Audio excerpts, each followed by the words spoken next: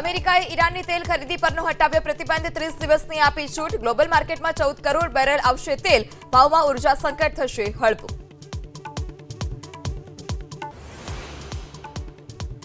Surat airport પર બેંકોકથી સુરત આવેલી ફ્લાઇટમાંથી પકડાયું 1.90 કરોડની કિંમતનું ડ્રગ્સ। શંકાને આધારે 2 મુસાફરોની કરાઈ પૂછપરછ।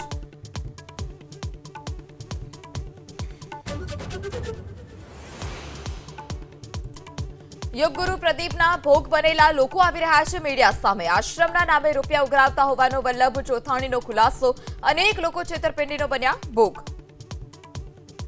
મારા જેવા બીજા ઘણા બધા લોકોએ ઉછીના પૈસા આપ્યા, પછી એમણે જમીન લીધી ને, એ સંસ્થાના નામે જમીન લેવાની વાત હતી, એ જમીન એણે પોતાના પર્સનલ નામે લઈ લીધી। સુરતમાં પ્રદીપના આશ્રમમાંથી વધુ એક લક્ઝરિયસ કાર ગાયબ। ડ્રોન વિડીયોમાં કાર ગાયબ થતી હોવાનું સ્પષ્ટ દેખાયું છે। યોગધામના દરવાજા પણ બંધ। કોણ કરી રહ્યું છે કાર ગાયબ, તેને લઈ ઉઠ્યા સવાલ।